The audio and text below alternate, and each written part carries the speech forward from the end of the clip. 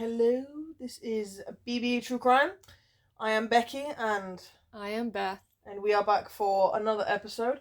Just a forewarning, I just asked how traumatizing this episode was going to be, and she said wait and see, which is never a good indicator. Look, I'm slightly concerned. Look, we're on episode 31, okay? We've had... Some fucking episodes. A few episodes. And yeah, this one probably would come on the top end of the scale? Well, it's not great, but it's not like the worst we've ever had. Oh. Let's just say that. Okay, well, I mean, the worst we ever had is had me up at night, so... What was the worst we ever had? Baby deaths was pretty intense. Baby deaths was pretty intense. I think the worst case we had was actually the lady in the hotel. Oh, Elisa Lam. Yeah. Mm. Not because it was particularly gruesome. It was just very unknown, and I think that's scarier. Like, when you know something, you know something. But when everything's a fucking question mark, your mind starts filling in the blanks. And then you just go down a rabbit hole. At least that's how my brain works. I can raise you one better. Okay. Junko Furuta. Oh! The 45 days of torture. 44 God. Days of torture. Sorry, my bad. Oh, Jesus Christ. Okay, we started this episode off with a tangent, didn't we? But that's what you're all here for. And me eating sausage rolls. And our cups of tea. So, like I said, episode 31. We're doing, and I'm not sure if we've done one of these before on the channel. We might have done, but we've done quite a few. So at this point, my mind is just... we're at like 40 cases now. 31, this is 31. Yeah, but then we've got the specials where we do 3 cases apiece. Yeah, that's a good point, yeah. So we're at like 40-ish cases now. Oof. I don't think off the top of my head we've done one like this before. Okay, but we might have done. I'm intrigued. So this is a school shooting. Fantastic. Slight trigger warning there. You need to get better at your trigger warnings. Well, at least I didn't go into it before saying the trigger warning. Oh god, like the last episode. You were giving trigger warnings as the triggers again. My bad. Trigger warning after the trauma. Oops. Oh, isn't that life? Alright, so this episode is split into little bits. Okay. So, first of all, we'll have like a brief overview. Then we'll have information about the shooter. Okay. Like childhood, that kind of thing. Mm-hmm. Things that may have explained it, that kind of thing. But with this one, it's one of those ones where it's like a bit unknown why they did it. It's never really been explained. Yeah, determined. And then we have the incident. So the events the actual shooting itself. Yeah, but the events of the day in chronological order. Oh yeah. Okay, and then we have sort of like the investigation, what they found out afterwards, all this kind of thing. And I did also include a part at the end of a list of the victim names. Oh god. Just because I felt it was important. Yeah. And but those bits always get me. True. But especially this one as well is like pretty bad in terms of the victims because they're elementary school kids. It's not like a high school shooting. It's younger. We're just starting the day off strong today, boys. Yeah. So, alright, hit me with it. So, because we're in the UK, to transfer that to UK terms, it would be like a primary school shooting. Yeah, so like ages like 4 to 7, that kind of vibe. Yes. Well, like 4 to like 10, I guess, typically in primary school, but yeah. Oh, I was 4 to 7 and then I went to junior school. Yeah, but you were south though, weren't you? Down south you have primary, junior, and then secondary. So primary is like 4 to 7, junior is like 7 to 11, and then secondary is 11 to 18. No, we just had like preschool / reception. That was like 4 to 5. Yeah. And then the rest was primary school. Anyway. Wild tangent. Yeah, off we go. So we have victim names at the end, and then there's a picture of the guy, and he just looks weird. Oh, okay. Okay. Fair enough. But Alright. it's a thing. Got okay. it, he looks weird. So, like I say, we're going to start off with a brief overview. Alright. I am going to put a trigger warning, just because A, it's obviously a school shooting. Many trigger warnings. Yeah. B, Child death. children do die. Quite a few. And, you know, I'm hoping there's some kind of childhood trauma in this guy's background that's going to explain it. So trigger warning for that as well. Kind of. So just trigger warnings galore. Oh, it's not very, like, gruesome. It's just sad, I guess. Yay. Yeah. Exactly what I need in my life. Sadness. So. Go for it. The Sandy Hook school shooting. So, it was a mass shooting that occurred on December 14th, 2012. So, not actually very long ago. I'm just saying I listed 2012 as my favourite school year. It's probably the worst year of my life, but alright. Very different outlooks there. Very different childhood. So, the school was in Newtown in Connecticut. Okay. And the shooter was a 20-year-old guy.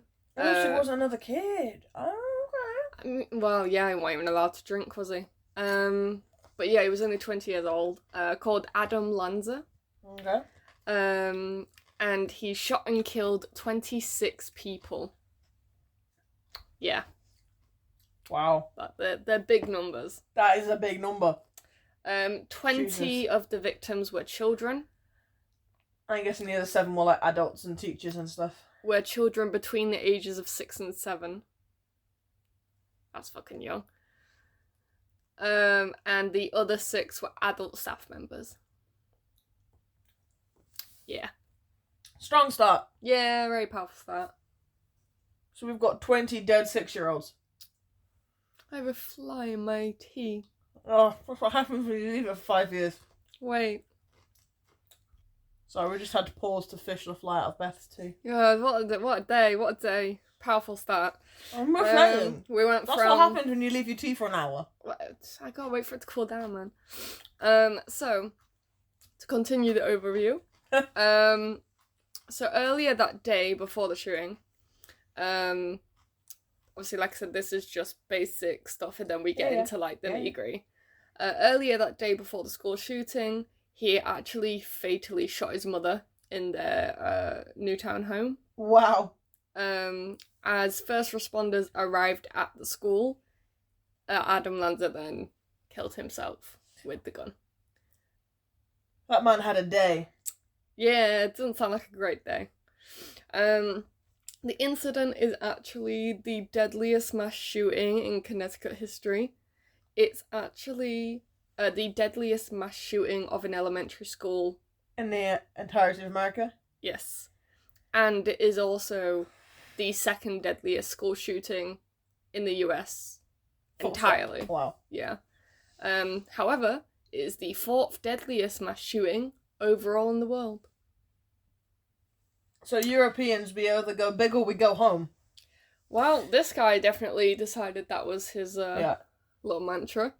The shooting prompted lots of debates about gun control in the United States.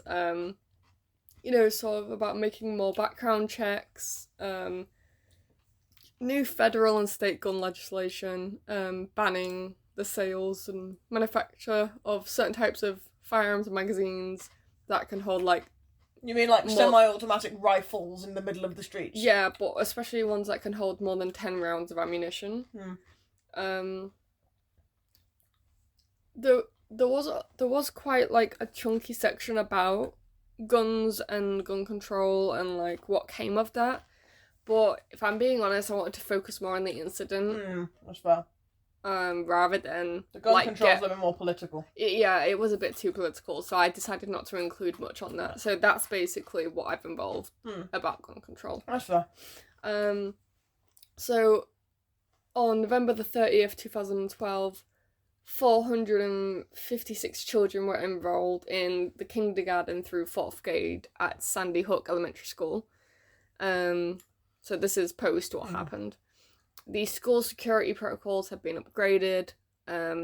Visitors now have to be individually admitted after visual and identification review by video monitor. Doors to the school are locked at 9:30 every day after people arrive in the morning. Violent crime had been rare in that town completely, though. The town only has 28,000 residents. There had only been one homicide in the town in 10 years before that school shooting. Jesus Christ. Yeah, that's pretty wild. However, at the time it happened, under the Connecticut gun laws at the time, the 20-year-old Adam Lanza was old enough to carry a gun, and a long gun at that, like a rifle or shotgun, but he was too young to own or carry handguns. Bit random. Well, I suppose from a law perspective, long guns can be used in hunting, whereas handguns can't. They're purely a self-defense weapon. I guess. Speaking with somebody who has experience with guns, it's a lot harder to get a handgun license than it is to get a long gun license. He did actually have one, though. Well, handgun. Just because it's illegal doesn't mean it doesn't happen. Well, the guns that actually he had purchased for him were bought by his mother legally. Okay. So, that was the same mother he shot? Yes, it is. Yeah. Yes, it is. So that was a little brief overview. Okay. So now we're going to go into the shooter himself to kind of like find out a bit more about him, maybe think about why he might have considered doing such a horrific thing. Honest. So, Adam Peter Lanza was born April 22nd, 1992, and obviously died December 14th, 2012. Lived with his mother, Nancy Lanza, in Newtown, which they were only living 5 miles away from the elementary school. Jesus. He did not have a criminal record, very clean cut in terms of like crime and that kind of thing.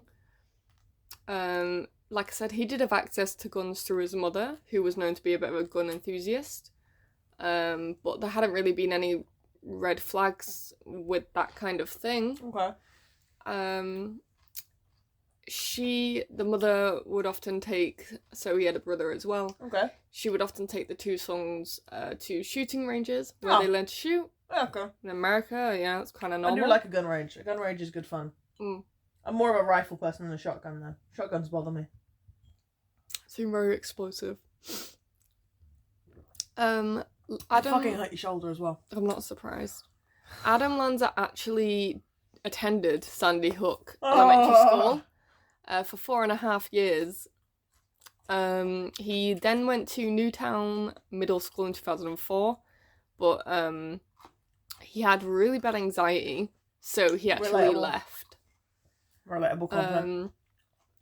She told her friends about Adam that he would...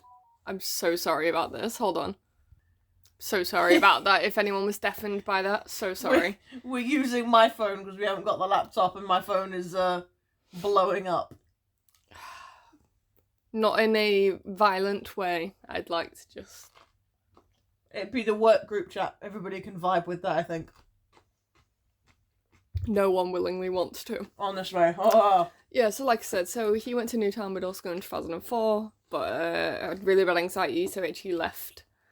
The mom told her friends that Adam had started getting upset in middle school because of frequent classroom changes and that kind of thing during the day. I get that, yeah. The movement and noise seemed to be too stimulating for him. Yep. And made him even more anxious. Get that. At one point, his anxiety was so intense that she actually had to take him to the emergency room. And afterwards, he was moved to a smaller school and then eventually ended up being homeschooled. Okay. So the students and teachers who knew him during the high school period described him as intelligent but nervous and very fidgety.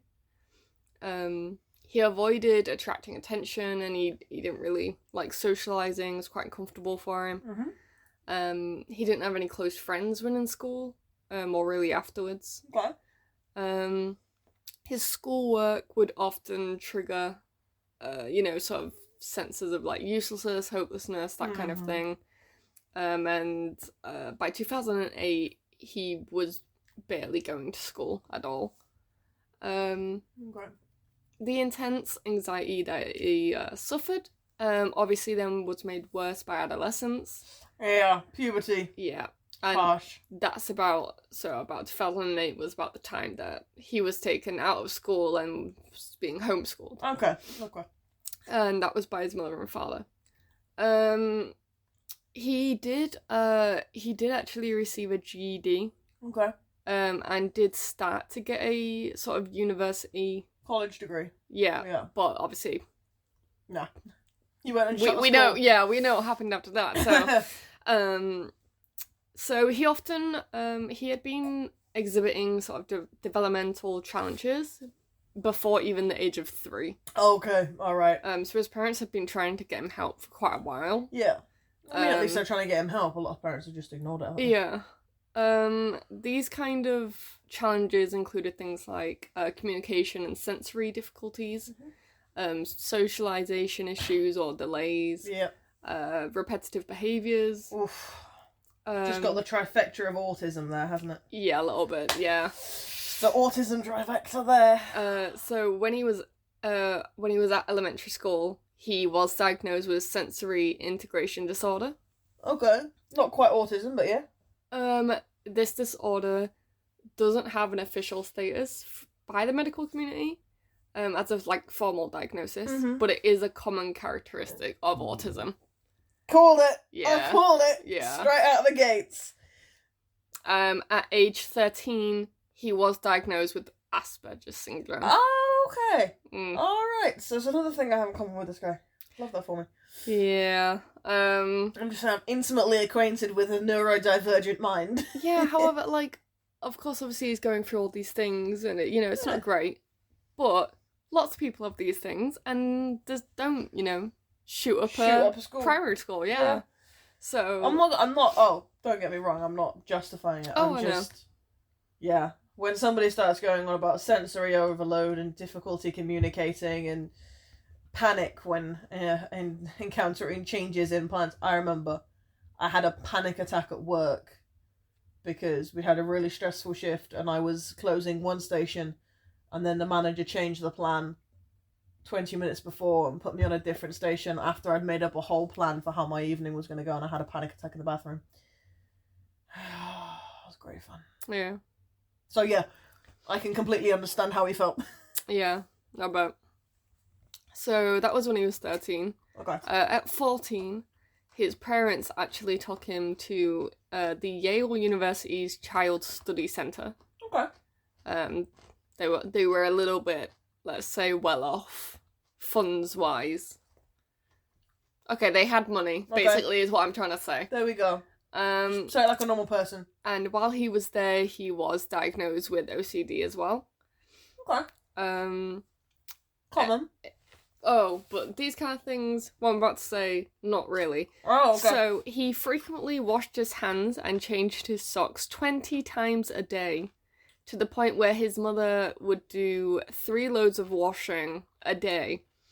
He would also go through an entire box of tissues in a day because he wasn't able to touch a doorknob with his bare hand. Okay. He was treated by a man called Robert King, who said that he needed extensive support. Yeah. And prescribed the antidepressant Celexa, I believe it's pronounced. Okay. Lanza, Adam, he took the medication for 3 days, apparently had really, really, really severe side effects, and stopped taking them. Okay, well, as two people who are highly dependent upon pharmaceutical medications, we know all about side effects. Yeah. But yeah, it was really bad for him. What have we got? I didn't write that down. Okay. I'm not gonna lie to you, bro. Okay, alright, that's fine. But yeah, it was really bad. I think he ended up having to go to ER. Oh shit! But yeah, it was like dizziness and shakiness, and like he couldn't like stand and all this sort of thing. Oh, so this man was having a day. Yeah. So the violence that Adam demonstrated during the shooting is not obviously very commonly seen with people that have autism and that kind of thing on the spectrum. No.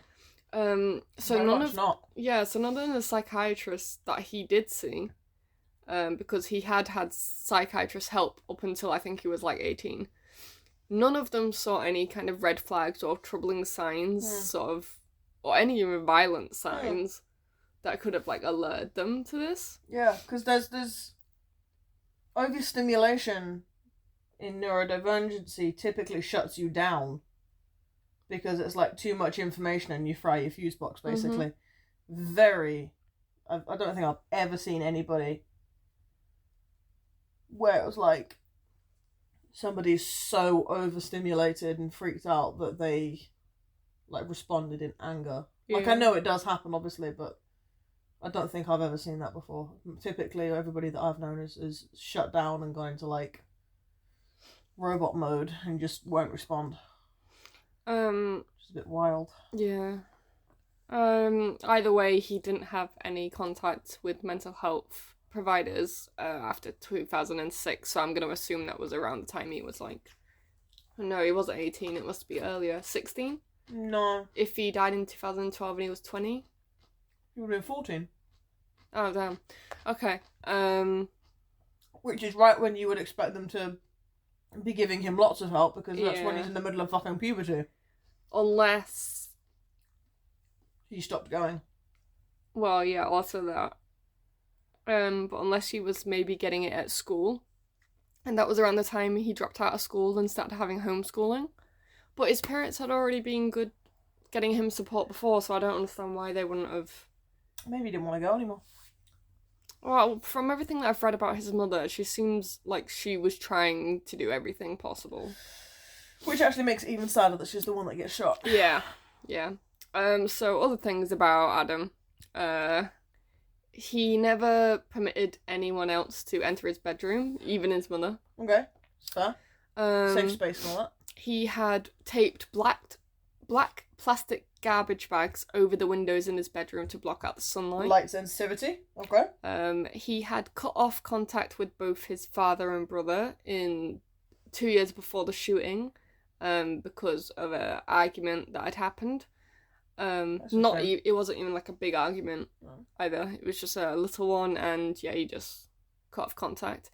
And at one point, he would only communicate with his mother, who lived in the same house as him, through email. For some reason. Yeah. Alright. So on his computer there was a document that was found and it was like titled Selfish, describing his belief in the selfishness of women. So, take that how you will. It's very strange that that's the thing he focuses on. Of all of his struggles in the world, with like communication and sensory but the thing issues. is, we don't know when he wrote that either. Yeah, like it's. Do you think that was like a recent thing? Like he was lashing out at the women through the kids? Yep. No, I don't think so, because from what I've read, it was more, I'm protecting these kids by ending their lives so they don't have to like worry about any kind of suffering in later life, you know what I mean? That's what most people reckon his reasoning for killing kids is. Okay. But obviously nothing is like confirmed. Well, yeah, because you're dead. Well, yeah. He would also, obviously, so there was the typical, he liked to play video games, blah, blah, blah. Oh, Jesus Christ. Same old argument there. The same old, he shot people on the screen, so clearly he was practicing for a junior school. Yeah, and it said, he would play his video games for hours on end, using it as a distraction from his inner turmoil. Well, that doesn't sound like every person that plays video Every games single ever in the video world. game. You ask every single video game on the planet, why do you play games? And I guarantee you it will be something along the lines of, I'm escaping the depression of my reality. Escapism. Right? Escapism. It's the same reason why writers write. Same reason why people read books. Right? This is the thing. Why people watch movies. It's all a form of storytelling. They're I like, don't see... oh, video games violent though. You can get violent books. I'm sorry. Violent I'm movies. sorry. How many horrifically violent, gory films have we seen? And nobody says anything. But the second you put the person in control of that character, and the story tells them, oh, go shoot these 6 people. No question. I'm just like, bruh, why are you having a go at me? I don't know, so that's why I only involved that little tiny line, because I was like, I can't be asked to have the same argument. Honestly. That gets brought up all the time. It's always with young adolescent or young adult males. Every single time you hear this argument, it's every time that they find out that, like, these people were gamers, video gamers and all that shit. How dare they? Like, you don't hear that shit like, oh, he was an avid reader who read a gory, violent murder mysteries and clearly knew how to commit the perfect murder. That's never brought up. I'm a little deep in my feelings about this. I mean, I could list us a couple of killers that have had questionable books. One, I don't know if it was, I think we've done Fred on Rose West. We did someone like that, and they had, like... One of the banned books that you said you wanted.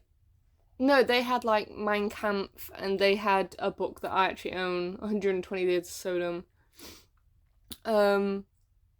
Yeah, so, and, you know, fair enough, they're a bit questionable books, but, you know... They're only books. Yeah, exactly. That's all they are. That wasn't the reason for them doing these killings. Anyway, we're off on a massive tangent here. This is the point of this podcast, Beth. True, people love that shit. Okay, so...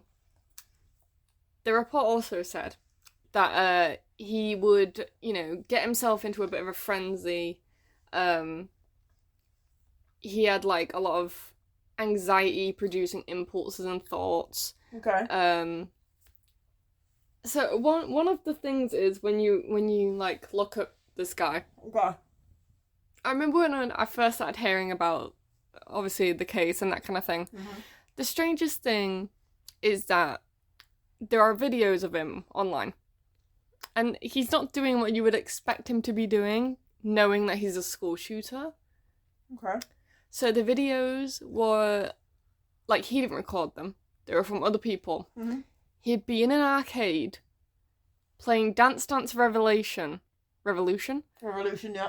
for hours and hours and hours and hours. So I am just gonna say, technically he was anorexic weight when he died. And you know, I could give you like the whole, having that kind of thing can change your brain and that kind of thing. I should know, I've had that for many years of my own life. But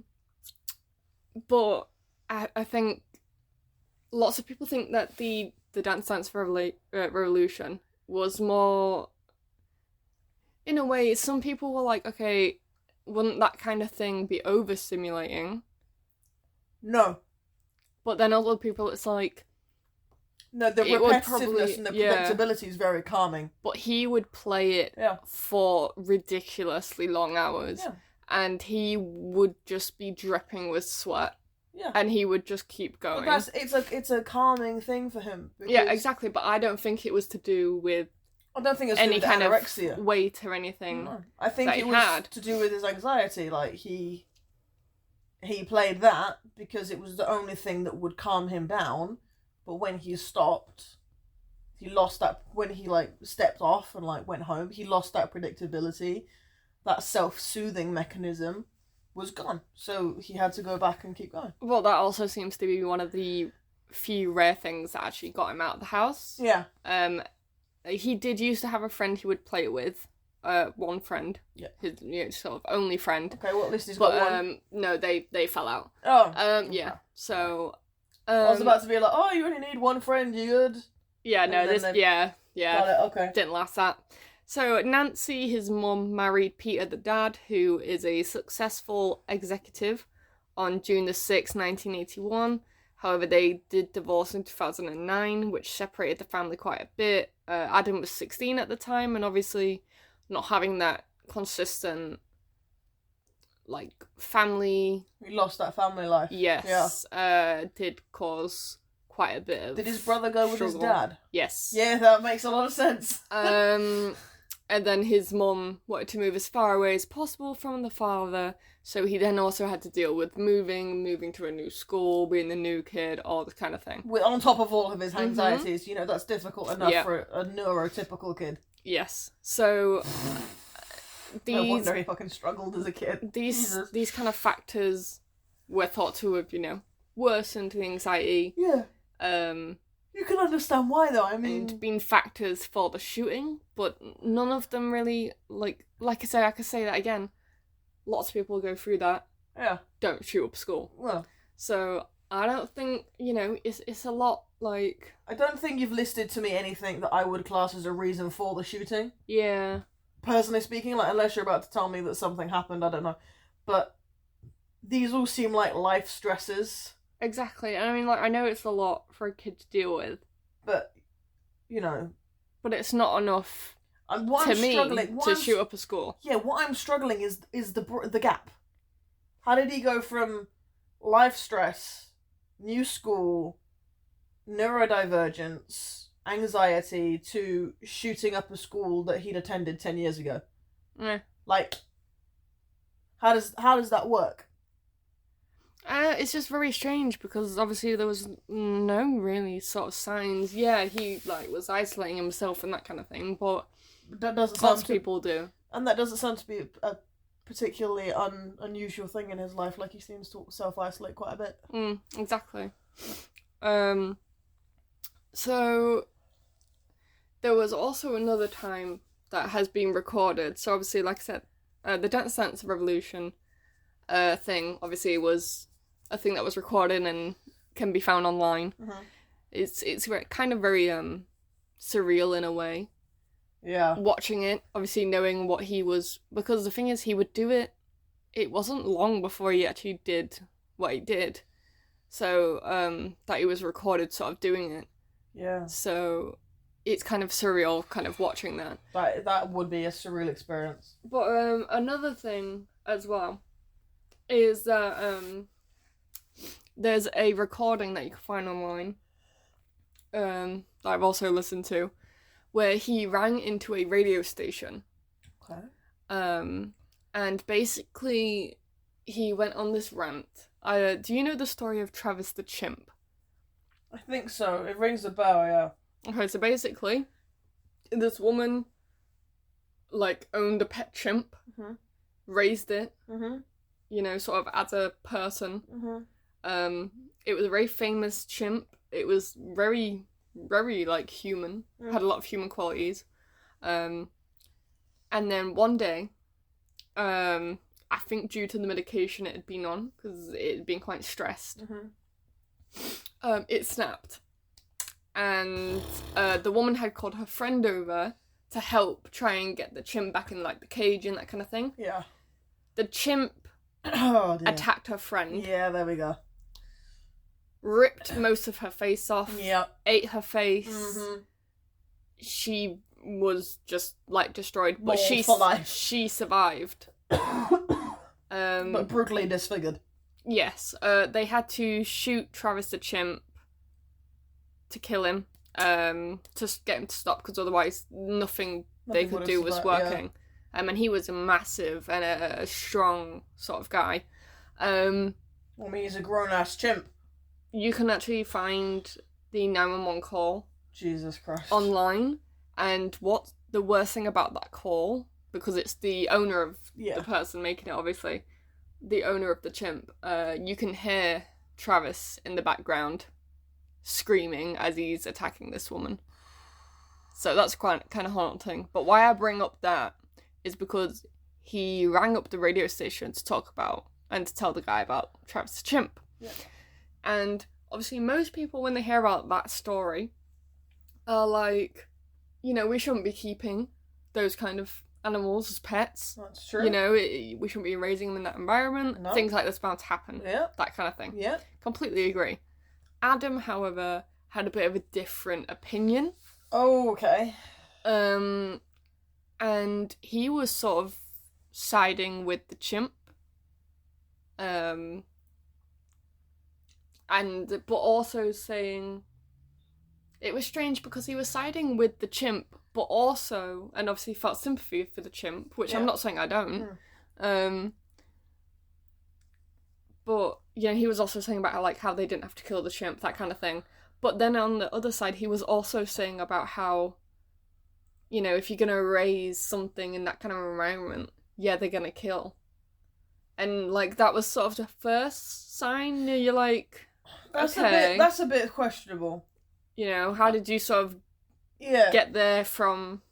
But the idea of being raised in a hostile environment, that an environment that you're not supposed to be in. Yeah. Which I imagine he identified a lot with. His rationality that's the thing that makes them kill and not that it's a decision, is questionable. The thing is, he spoke very well, on the radio call. Makes you think that he'd probably gone through this conversation quite a bit. Oh yeah, 1,000%, yeah. But he did actually leave a comment on the video saying that he felt embarrassed of how much he ended up talking, which I think is quite normal for people. Yeah. Because when you get in there, you get in a groove and you start talking and you're going off the cuff and stuff. Bit of a rant, yeah. Yeah. Sometimes you say things you don't mean to say. But he did also have a YouTube channel. But the only sort of videos on there were where he was doing voiceovers, but he was ranting about things, but it wasn't really anything that was red flaggy. No. The other thing I do want to mention though, and I debated putting it in. Okay. Because it's sort of one of them things that there's no hard evidence. Okay. Okay. But you know, I was about to say don't let it cloud your judgment of the guy, but he did commit one of the worst mass shootings in America, so never mind. So there's a few bits of information out there that try and say he was into paedophilic behaviour, or he'd sort of advocated for that. Okay. But there was nothing saying he'd ever nothing that done proved that. It. Yeah. But also nothing that proved it. Yeah, it was a lot of hearsay. Okay. Well, I mean, it would make sense that somebody would bring the pedophilic angle into play when it's a 20-year-old shooting up a group of 6-year-olds. People typically, when adults and kids intermingle in a violent way, somebody always brings up paedophilia. No one made the sort of shooting paedophilic. No. Not the actual shooting itself, but adding a history kind of just rationalizes it for some people. Yeah. So I thought I'd just mention that, but I didn't write it in, just because it didn't feel like there was enough there to make it a valid. Yeah. Yeah. Conclusion. So we are, however, going into the events of the day. Yeah, the chronological events. So this is where things get spicy. So obviously, I want you to keep in mind these are very, very, very young children that die. Mm-hmm. So I don't even know what it would have been like. I can't even imagine what it would have been like for a child that young. They wouldn't know what's going on. Maybe they do, because it's America and they do They do drills. Yeah. From the second you get to school. So they do shooting drills, which traumatizes the shit out of me. Yeah. So the most I can tell you is what I have here. But I think it's important to keep in mind the age of these children. So at some point before 9:30, there's no definite time, on December 14th, 2012, Adam Lanza shot and killed his mother Nancy Lanza, who was 52 at the time, with a .22 caliber Savage Mark II rifle in their new townhome. Okay. She wasn't found until after the school shooting. Yeah. They found her in bed, still in her pajamas, tucked into bed with 4 gunshot wounds in the head. Okay, so basically he'd gone into a room while she was sleeping and capped her in the head. It was very, what's the term? Executionist? Yes, execution style. Yeah. So I don't believe she would have been awake. Okay, well, thank God for that. Yeah. But yeah, it is quite sad about that one as well because of all the things she did to try and help him. Yeah. And the fact that she was basically his only parent. But I guess, from his sense, maybe he shot her first because he knew he was gonna kill himself afterwards. He didn't want to be alone. So maybe he shot her so that she wouldn't have to deal with the knowledge of what he was about to do. True, but it kind of reminds me of, I don't know if you remember when we did, at least I think we've done it, Ed Kemper. Yep. So at the beginning, when he's a teenager, he kills his grandma because he hates her. Yes. But then he also then kills his granddad, who returns home, literally like a little bit after that. Yeah. He doesn't hate his granddad, but it's because he doesn't want his granddad to see what happened to the grandma. Yeah. So I think maybe it could be like something like that. He don't want his mum to see sort of what he's about to do. Yeah. That kind of thing. Yeah. Which is a perfectly valid, I think it's a perfectly valid thing. Thought, not action. Yeah. Thought. Yeah, important not clarification. Wanting to, like, protect the people that you care about. And I do think he cared about his mum. Yeah, I do. Because, he went that extra mile writing those emails to communicate with her when he made it perfectly clear that he didn't have to talk to his father as brother. Oh, yeah, for sure. So, I think he did care a lot about his mum, and maybe he just didn't want her to see what he was about to do, which, if he knew what he was about to do, like... Yeah. The thing is, we'll never know. Yeah, none of these. So then he actually took his mum's car. Okay. And drove that to the school. Okay. So after so this is 9:35. So he's armed with his mother's rifle with 10 magazines that have 30 rounds in each. He has 300 bullets. That's just one gun. He has several other guns. So yeah, he was very well prepared. Jesus. There was a little bit where it was like specific. There is a little bit where it tells you like what he's wearing. Yeah. I will read that bit, but there was another bit where it went into more depth, and I was like, honestly, it's not important, is it? No. So I'll just give you the overview. Okay. So he shot his way through the glass panel next to the locked front door entrances. He was wearing black clothing, yellow earplugs, I'm assuming to help with his sensitivity, sunglasses, black hat, and an olive green utility vest. His many magazines. Yeah. Some people tried to say that they thought he was wearing body armor, but he was not. So some of the people that heard the first shot, so the first shots, obviously, like I said, were in the glass, not a person. Yeah. So some of the people that heard those shots thought they heard it on the school intercom system. Yeah. So they thought maybe it was like a drill, something like that. Yeah. So the principal at the time, Dawn Hochsprung, and school psychologist Mary Sherlock were in a meeting with other staff members. Faculty members, yeah. Yeah, when they heard the gunshots. The principal and the psychologist and one of the head teachers, Natalie Hammond, went into the hall to try and figure out what the heck it was. And that's when they encountered Adam Lanza. Okay. A faculty member who was at the meeting said that 3 women called out, "Shooter, stay put," which actually some of their other colleagues heard, and that actually saved their lives. A teacher that was hiding in the math lab heard the school janitor, called Rick Thorne, yell, "Put the gun down." Lanza then killed the principal and the school psychiatrist, either one. Yeah, he killed them both. Okay. Hammond, which was the teacher, was hit first in the leg and then had another gunshot wound. She then played dead. When she didn't hear any more noise, crawled back into the conference room and pressed her body up against the door to try and keep it closed. She survived. Hey! So, in one of the classrooms, a 9-year-old boy said that he heard the shooter say, "Put your hands up," and he heard someone else say, "Don't shoot." He also heard many other people yelling gunshots over the intercom, while he and other classmates and his teacher hid in a closet in the gymnasium. Okay. A teacher who was a substitute kindergarten teacher was wounded during the attack. And that was while she was closing a door further down the hallway. She was hit in the foot with a bullet that ricocheted. Luckily, Lanza never entered her classroom. Oh, Jesus.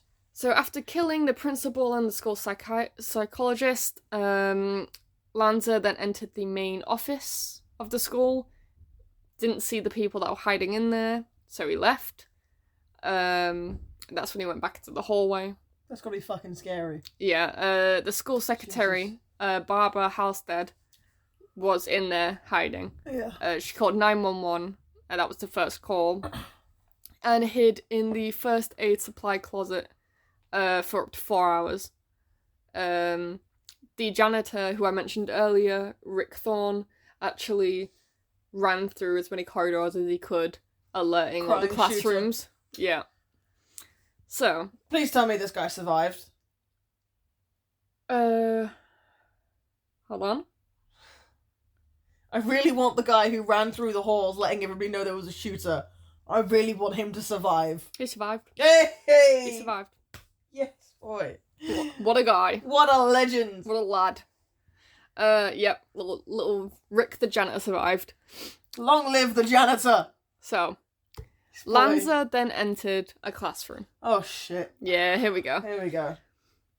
Room 8, which was a first grade classroom. Oh, yeah. Come on. Where Lauren Rousseau, who was a substitute teacher, not the substitute teacher, had herded her first grade students to the back of the room and was trying to hide them in a little bathroom when Lanza forced his way into the classroom. Rachel I'm gonna mispronounce his name, I'm so sorry. Rachel D. Avino, who was a behavioural therapist who'd only been employed at the school for a week to help with special needs students, was also in the classroom.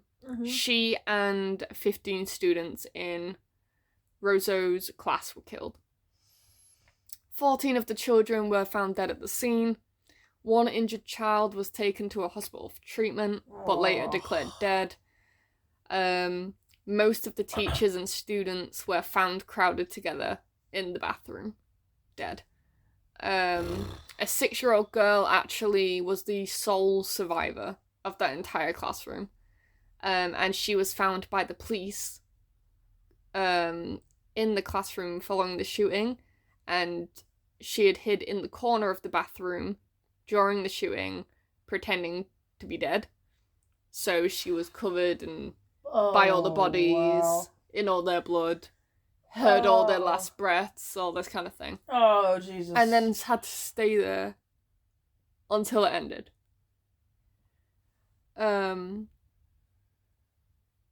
So, when she actually was reunited with her parents, she actually said to her mother, "Mommy, I'm okay, but all my friends are dead." And she described the shooter as a very angry man. Well, I mean, she's not wrong. Well, yeah. She's fine. All her friends are dead, and yes. I was very hungry. Yes. Another girl who was hiding in a different bathroom with 2 teachers told police that she heard a boy in classroom 8 screaming, "Help me, I don't want to be here." To which Adam Lanza actually responded, saying, "Well, you're here," before being killed. What a guy. My eyebrows are slowly but surely inching up my forehead. What a guy. Wow. So then he went to room 10, which was another first grade classroom. God. Yeah. there are conflicting reports as what exactly happened, but this is described to be gist. the closest, yeah.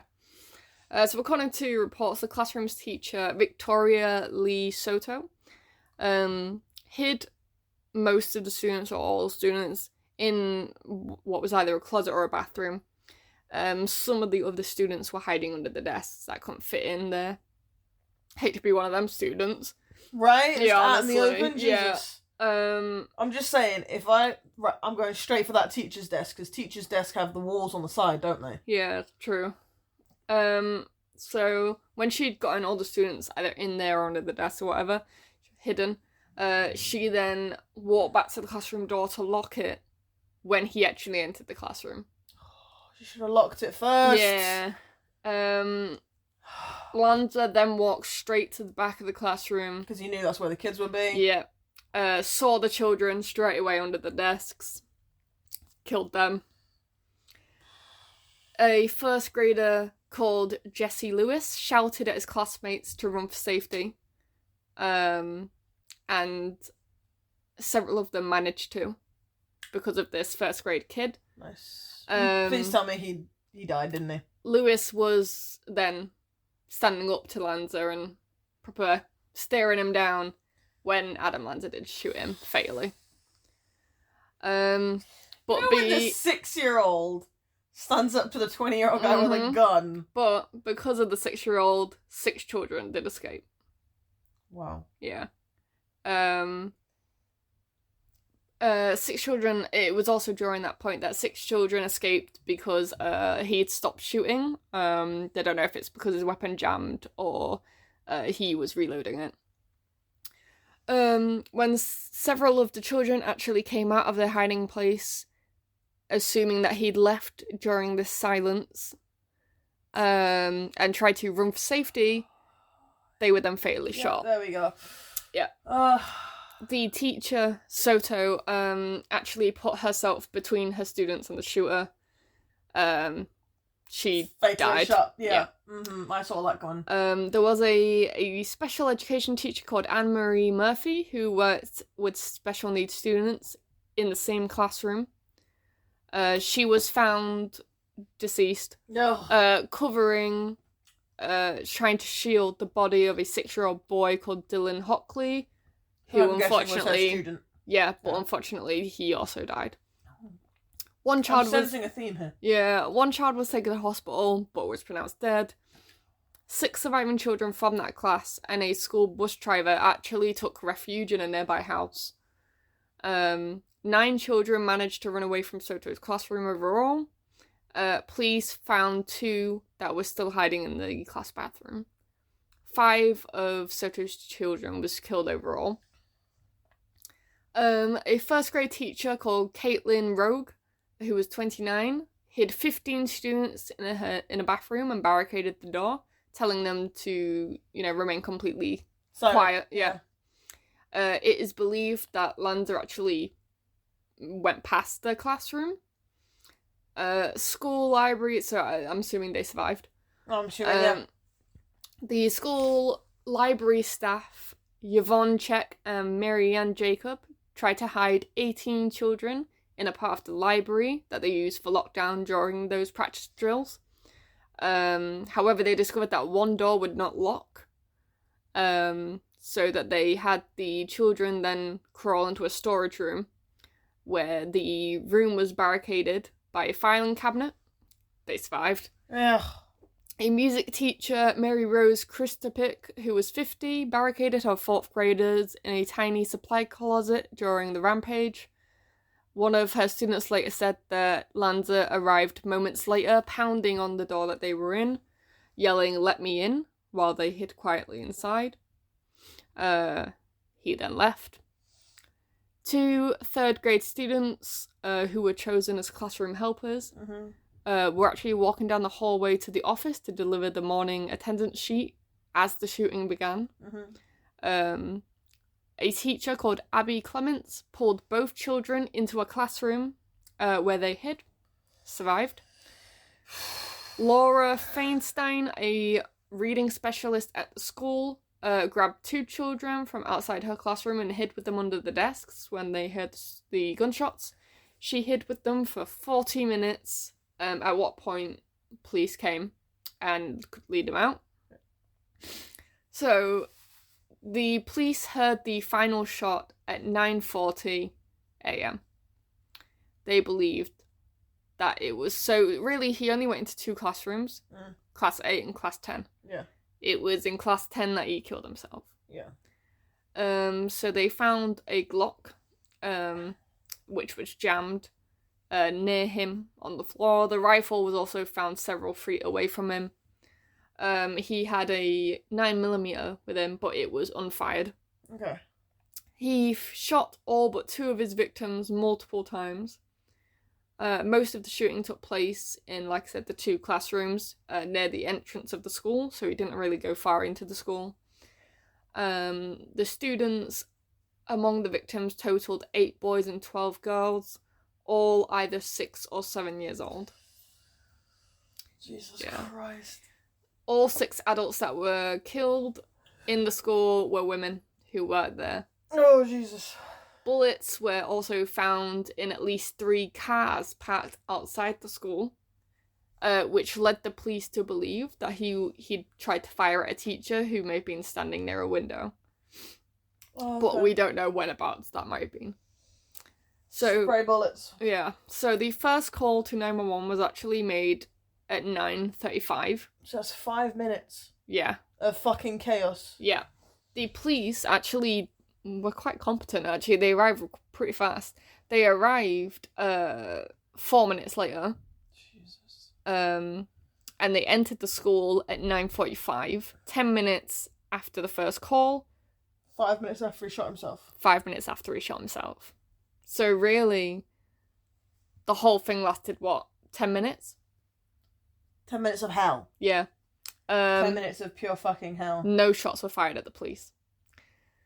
That's good fucking news. Well, yeah, not for the children, but, yeah. For the police, though. Yeah, so in terms of the investigation, there was no suicide note or anything found, no messages referring to planning the attack, why he did it, any of that kind of thing. Nothing referring to the attack at all. Okay. The police sources actually reported that his brother, who's called Ryan, who was 24, so older than him, was the perpetrator. But that was because Adam Lanza was actually carrying around his brother's ID card. So... Oh, okay. So you thought it was Ryan, not Adam. Yeah. Obviously Adam, Ryan, went into the station willingly and was like, bro, it's not me. I'm not even in the same place as that. That's my brother. Not even in the same country. Yeah. Ryan said he had obviously not even been in touch with his brother for 2 years. And when asked why, he said that his brother was sick and he doesn't talk to anyone and that he doesn't really know him anymore. It's not incorrect though, is it? Yeah. There was no alcohol or drugs found in the system. His autopsy showed there was no tumours or any kind of deformities in his brain. I was kind of hoping there had been. Yeah. I'm not going to lie to you. He had removed the hard drive from his computer and damaged it beyond repair before the shooting.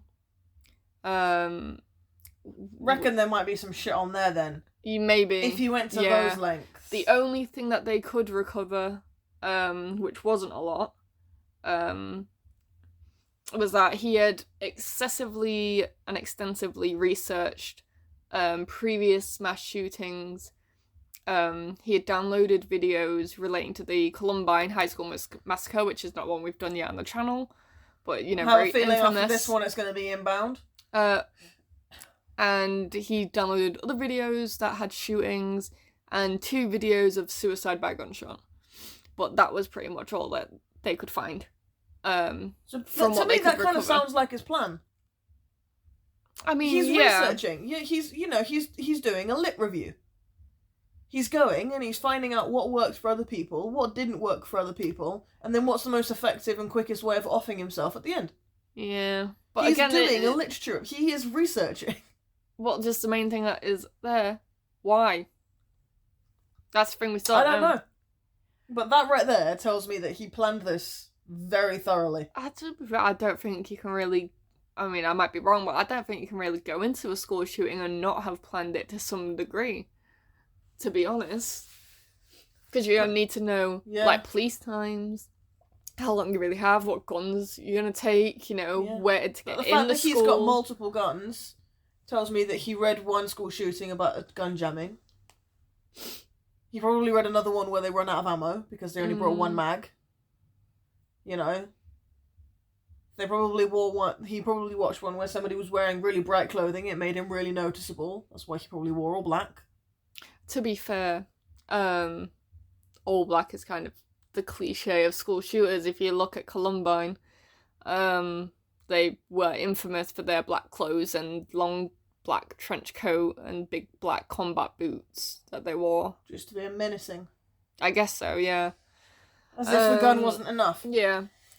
They actually did find, though, and this comes up a lot in news, so it's quite well known, that Adam had created a 7x4 foot size spreadsheet that listed around 500 mass murderers, including the weapons that they used, which was considered to have taken years of work and was sort of believed to be used by him as sort of like a score sheet.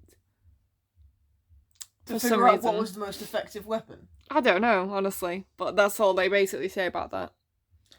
It's a bit sinister.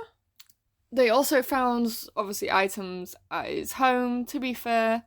Besides from, like, one item, they're not too crazy. Okay. But 3 samurai swords, fair enough if you're into that kind of thing. People collect things, It's not totally crazy.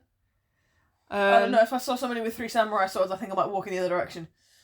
I mean, I've seen people, like...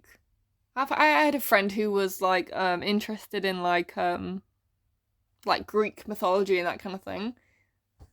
Not you, but, yeah, different one. But, yeah, he collected that kind of thing, and it was just like, okay, cool. And he was like, check out this cool thing. You have a little sword. It's a letter opener, Beth. It's a little knife. I'm just saying, it's not crazy me personally. Please don't call a tiny replica version of King Theoden's sword, legend by the way, a tiny knife. Oh my god, okay. Alright, okay. Otherwise I'm going to stab you with my tiny knife. Oh. He had a newspaper article about the Northern Illinois University shooting. Bit weird. That's a bit... But to be fair, it's a news article. A lot of people collect those kind of things. Yeah. So again, not that mad. He also had a National Rifle Association certificate, which again, not that weird if your mum's, taught you how to shoot. Many, many, many people who have NRA certificates. However, they did find a photograph of Adam Lanza holding a gun to his head in his home after his death. Bit weird. But alright. Bit of an interesting selfie, but okay. And obviously, you've got the cliche, he'd spend most of the time in his basement doing solitary activities. I spend most of the time in my attic doing solitary activities. You're currently sat in my attic. I'd spend most of the time in my room doing a puzzle, like, I'm sorry. Crazy! I just feel the need to point out, right, while I'm doing my solitary activities, I'm also knitting a scarf for charity as one of my solitary activities. Well, big red flag, apparently. Big red flag. Me with my knitting needles. Deadly weapons. Deadly weapons. So in January 2015, the family of 2 first graders who died in the shooting actually filed a lawsuit against the city of Newtown and the Board of Education, alleging inadequate security at the school. What? In March, it was announced that parents of children and teachers killed in the shooting had filed lawsuits against the estate of Adam's mum. These suits are based on the claim that she did not properly secure her firearms, which allowed her son, a person with mental health issues, to gain access to them. I didn't want to include any more really about the lawsuits because it was a lot of mumbo jumbo. Yeah, so I left it at that. That bothers me. That bothers me. About what? The whole thing, right? The security in that school, like, It wasn't bad. Yeah. But this is a school that had 1 homicide in the last 10 years. No, it was a town that had 1 homicide. Right. So why are they going to need New York level procedures? Okay? Mm-hmm. They already did the drills. Be reasonable. They locked the door at 9:30. Yeah. They've got the door locking. They've got all of the lockdown rooms. They've got procedures in place. And, like, so he basically shot through a window to Be get reasonable. entrance, basically. Be reasonable, okay? And secondly, right, anxiety, yes, but it's not a mental health issue. Anxiety it's not bipolar disorder. Yeah, but anxiety is mental health. But it's not... Well, he didn't just have anxiety, though. Asperger's and OCD. Yeah, but Asperger's isn't mental health either. And that sensory thing that is a form of, or at least similar to autism. That's neurodivergence. That's not a mental health disorder. Some might argue it to be. I would argue strongly against. Well, mental health is an effect of something on the brain. I mean, I do think, though, that guns should be I know. Lock and key in a safe somewhere. I mean, my uncle doesn't keep his guns in a safe, but that's because everybody who uses them is completely stable and firearms trained. And also it's Britain. Like, our gun procedures are wildly different. But I'm all for like banning, implementing what we have here in the US. Like, you need here, you need a gun license. You need proof prior to purchase of storage and security. You are stringent on random spot checks. You have to reapply for your license. I think it's every 5 or so years. You have to prove competency at a police station. And you have to have proof of why you're using that gun or why you have that gun. You can't just have a gun in your home to shoot somebody if they come in. Like, you have to have what they call proof of sport, I think. So, like, hunting or something like that, you have to prove that that is why you have that. You can't just have a gun in your house. I like that method. I like this method. But in America, it bothers me because they call it gun control, but there's no control. Yeah, well, I don't think that's going to change at any point. I know, but that's why I went to America once, and I saw 3 guns in 5 days. Jesus. In the streets. Just walking around, and I was like, is that a handgun? And they were like, that was a handgun. There was a guy in like a puffer jacket who just had like a gun tucked down the front of his pants. Can't let him know. And I just went left. Yeah, understandable. I didn't know where I was going, but I just went left. I was like, I'm not walking past that guy. Tangent over. Please continue. It's okay. Have you heard of a man called Alex Jones? No. So basically he runs this... I don't know if it's a proper show, but he runs this thing called InfoWars, where he basically just rants about all sorts of shit. He comes out with... You might have seen the meme, where he's this really angry middle-aged man. He's like... One of the famous memes is like, the water's gonna turn the freaking frogs gay. That guy? Yeah. That guy. Oh, God. So he's Alex Jones. So in 2018, there was massive controversy on the April 17th. So he's like a radio host, conspiracy theorist. He was sued for defamation. Defamation. Yes. By 3 parents whose children were killed in the shooting. Because he had said on his little... I don't know if it's a radio show or whatever the fuck it is. But, his little thing. Yeah, he said that the Sandy Hook shooting was completely fake and a giant hoax. You know what? It was pretty normal for him to just sprout hiding out, in my hoodie honestly. after that. After that... Please tell me they bled him dry. So, the next month, May 23rd, 6 more families also sued Jones for what he said. He was fined a total of $126,000 in October and December 2019, and now it's increased because he's having to pay it for more people, and he is now having to pay nearly £1 billion in damages. He's had to file for bankruptcy. Good. Yeah. Good. Because anybody with the ignorance to call a school shooting of 6-year-old kids a hoax deserves to file for bankruptcy. Seriously. He was a fucking idiot anyway. Fucking wanker. Oh, excuse my language, but it's Jesus fucking Christ. So, after it happened, the school was closed indefinitely. Partially because it obviously still remained a crime scene. Yeah. The Sandy Hook students were temporarily relocated to a school in Chalk Hill, which is in a nearby town called Monroe. And they resumed classes on January 3rd, 2013. The university... Give them Christmas to yeah. decompress a bit. The University of Connecticut actually created a scholarship for the surviving children of the shootings, which I think is really good. Yeah. On May 10th, a task force of 28 appointed members voted to demolish the school where it happened and have a new school built in its place. Okay. Demolition began on October the 25th and was completed by December the next year. Okay. To which then the children were put back in the new school. Yeah. So the day after the shooting happened, Adam Lanza's father actually released a statement, which I have here. Okay. Our hearts go out to the families of friends who lost loved ones and to all those who were injured. Our family is also grieving along with those who have been affected by this enormous tragedy. No words can truly express how heartbroken we are. We are in a state of disbelief and trying to find answers wherever we can. We too are asking why. We have cooperated fully with law enforcement and will continue to do so. Like many of you, we are saddened but struggling to make sense of what has transpired.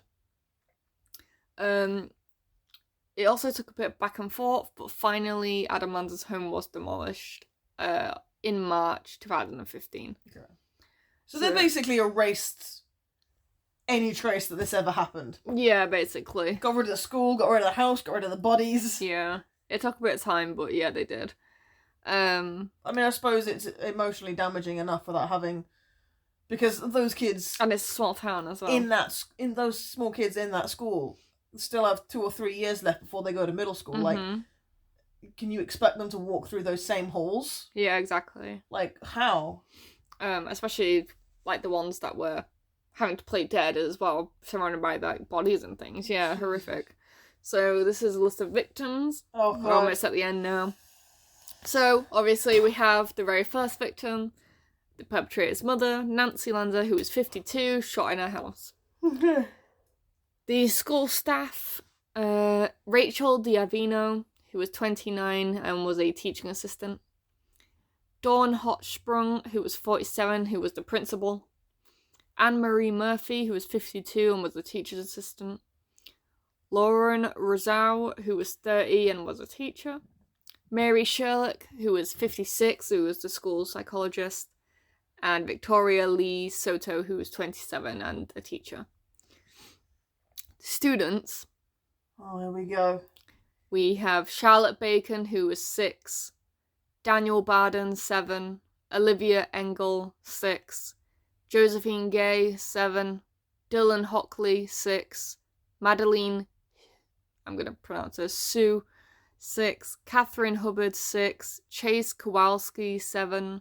Jesse Lewis, 6. Anna Marquez Green, 6. James Matalini, 6. Grace McDonnell, 7. Emily Parker, 6. Jack Pento, 6. Noah Posner, 6. Caroline Prividi, who was 6. Jessica Rikos, 6. Aveline Richmond, 6. Benjamin Wheeler, 6. And Alison Watt, 6. Jesus Christ. And finally, this is the picture of Adam Lanza. Okay. That is the most weird looking motherfucker. Why does he have a mushroom on his head? Yeah, I was wondering about what the fuck that hairdo was. Do you know what? Okay, I know they say mushroom. I know they say bowl cut. But imagine, like, the bowl cut and then it curves underneath. He looks like he has a mushroom. He also looks moderately alarmed. Yeah, he looked like that in pretty much all his photos. He's just very wide-eyed. Yeah. So that's the guy. He's not what I had in mind. Yeah, he doesn't look intimidating. And he doesn't look very old. I had somebody who looked older in my mind. Well, no, obviously he's only 20. He was about 50, 55 kilograms at most. So very, very skinny. Very skinny, dorky looking 20-year-old. Mm-hmm.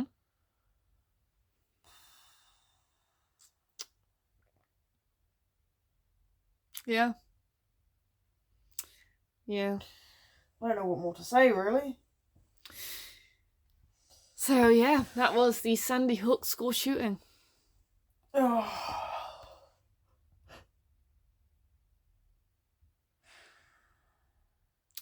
Quite heavy. My brain's still processing, to be honest. Yeah, there's a lot of 6 and 7 year olds. There was so many. There's so many dead kids in that. Yeah. One dead kid in a case is enough, but 20 dead kids in one episode is fucking. Do you know what it reminds me of? Right, you know that cult that we did, Jonestown Massacre, where they all like died at the end. Yeah, unfortunately, and mass suicide. Yeah, we were all just kind of sat there, just not really sure what to say. Oh yeah, it was the biggest mass killing, I think, in definitely one of them in history. I think he had over 300 people, and he had parents and feeding. Kids. Yeah. But he also had parents feeding the poison, Kool-Aid poison to the children. Yeah. Some people don't deserve to be alive. Yeah, I know. But yeah. So yeah, it didn't even happen that long ago. No, I know it didn't. No.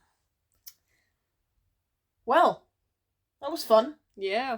So hearts go out to any victims and victims' family. Jesus Christ. Survivors as well.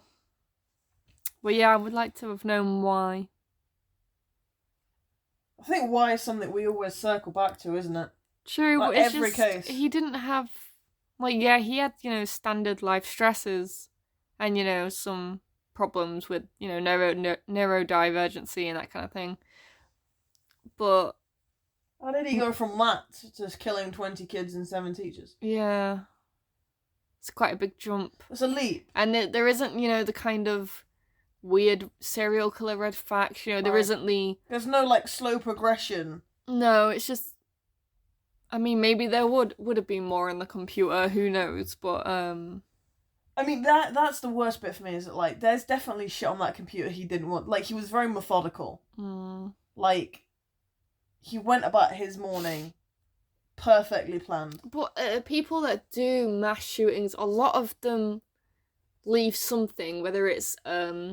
I don't think he wanted to leave anything. He didn't even leave his mother behind. Columbine, they had done videotapes. They're called the basement tapes. They're very, the police still have them secured. A lot of the public have never seen them. Probably never will. Thank God. But they made basement tapes. They would also do random videos that you can actually find online. Sort of using the guns and that kind of thing, reenacting what they would do, that kind of thing. Other people might have left, for example, Elliot Rogers, who was a mass killer. He wrote a massive, not memoir, manifesto, that's the word, about his views on everything and why and all this kind of thing. But for some people, I think it circles back to his neurodivergency, because a lot of people who are neurodivergent, they don't feel the need or the compulsion like people who are neurotypical do to explain their reasoning. A lot of people I know who are neurodivergent get really confused why people ask why. Because they don't understand the need to explain the process behind an action. This is what I did, this is what happened. That's all that needs to be explained. For some neurodivergent people, explaining why is such a foreign concept, because it doesn't matter why you did it, it still happened. And I feel like but surely for him, they must know, in their own sense, why they did it. Yeah, he knows why he did it. But in his mind, that's the only important thing. Mm. If he knows why he's doing something, he's going to go and do something. What he won't feel the need to do is explain to everybody else why. Because they're not the ones doing it. He's the one doing it. So as long as he knows how he got there... It's just very weird that he's never, like, shown any kind of red flag or violent bone before. True, but if you're that isolated, your opportunities to do that are surely going to be lessened. Like, you're not going to be getting into scraps with people at school if you have anxiety. But also, no one was stopping him from leaving the house. He went out the house to play DDR in arcades for hours, Yeah, but solitary. And it wasn't for a while because he had that one friend that he's no longer friends with anymore. Yes, true. I think, honestly, a lot of it centres around his neurodivergency. Not saying that, people who are neurodivergent are going to go and commit mass shootings, because that's not a thing. But I think a lot of the gaps that we're missing are laid to rest at his autism and his anxiety and stuff, because, there's a distinct lack of needing to explain oneself. Because your world is very, especially if you're incredibly isolated, your world is very centered around you and you alone. Mm. You don't have much of a cognizant recognition of other people's needs. So looking at someone and going, I'm going to go plan a mass shooting, what do I need to do? The idea of leaving something behind to explain why probably never even crossed his mind. Because in his head, he knew exactly why he was doing it. Mm. He had all the reason he needed in his head, and it was the only place in his mind that it needed to be. It's just, it still reigns one of the deadliest mass shootings in American history, and is the deadliest elementary school shooting ever. Yeah. Hopefully that will be the only one. Hopefully it's never going to change. Yeah. I think that's enough as it is. Yeah. So, that was episode 31, Sandy Hook school shooting. Hope you enjoyed that. Yeah. I'm Beth. Which is Becky. I'm still eating grapes. Well, I'm happy for life. The tea is gone. And we have been BB True Crime. We have. We will see you for episode 32. We will. Adios. Bye-bye. Bye-bye.